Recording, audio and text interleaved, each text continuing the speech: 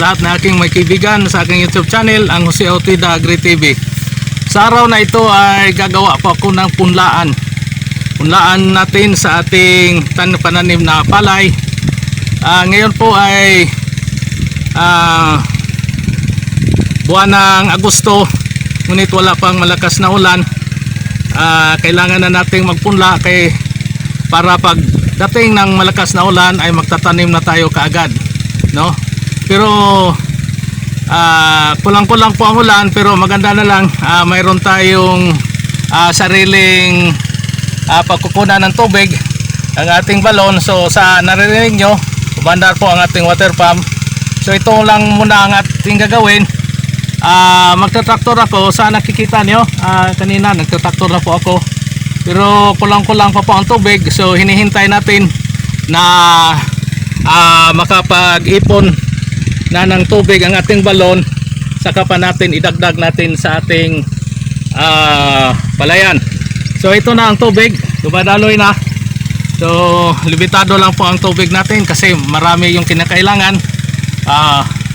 So wala tayong magagawa ditong iba kundi kung hindi gumawa tayo ng diskarte para makapagpunla, no? Ang ipupunla muna natin ay ang inbred variety natin na RC18. Ang RC18 po ay nakilala po natin na mataas po ang ani at masarap po ang kanyang masarap po sa hainan, no?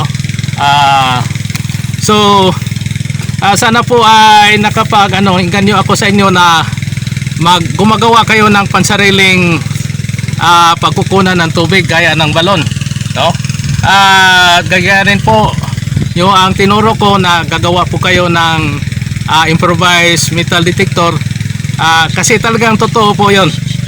So hanggang dyan lang muna, kasi naubos na ang laman ng ating balon. So papatayin ko muna ang ating makina.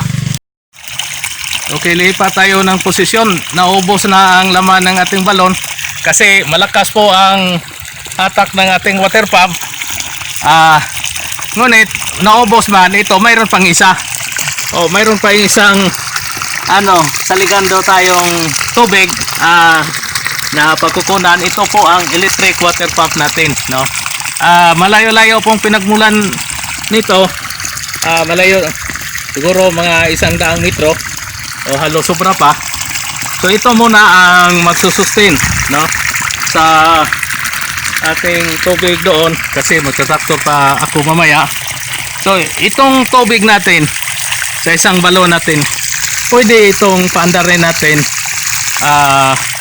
within 24 hours. Hindi po ito maubos, no? Hindi po ito maubos kasi yung water pump natin ay 1 horsepower lang na kuryente, at saka yung hose natin ay 1 inch lang ang diameter. So hindi masyadong malakas, pero pwede itong magamit natin sa pagdidilig ng ating garden gaya ng nakikita nyo noon. Itong pressurized natin, itong ginagawa natin pagdidilig ng ating garden, no? Ito ginaganyan lang natin ito. Tinitira natin sa mga puno ng ating mga gulayan. So pwede nating ipasa shower ganyan.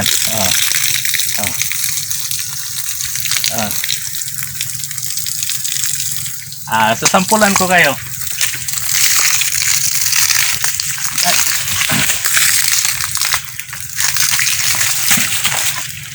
Sample natin sa ating ating tanim.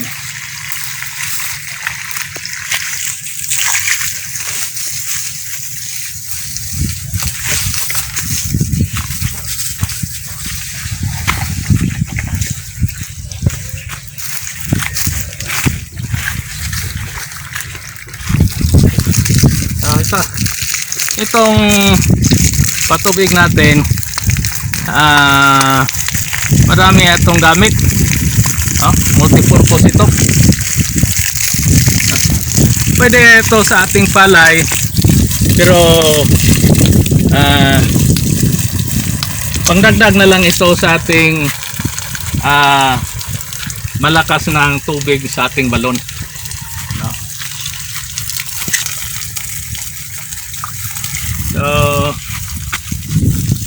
maganda sana pag lahat ng ating mga magsasaka ay tutulungan ng ating pamahalaan, yung Department of Agriculture natin, kasi kinakailangan ito, no, sa pagpapalago ng kanilang pananim. Pag mayroong ano kayo diyan, mayroon kayong gulayan, pwede itong gagamitin niyo, no?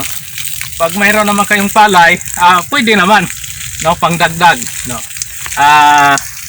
Hindi lang natin lalahatin na dito na lang tayo kumukuha. So pangdagdag na lang sa pangangailangan. Halimbawa,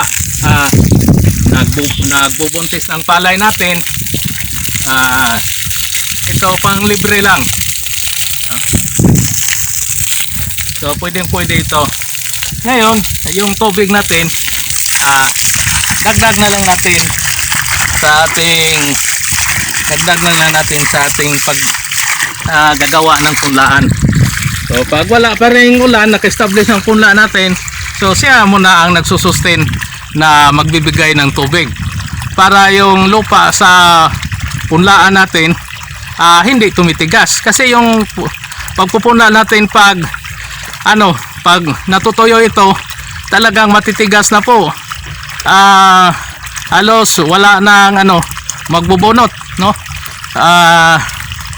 Magrereklamo na magbubunot kasi matigas. So pag mayroon kayong ganito lang kalakas na tubig, hindi matutuyo ang inyong punlaan.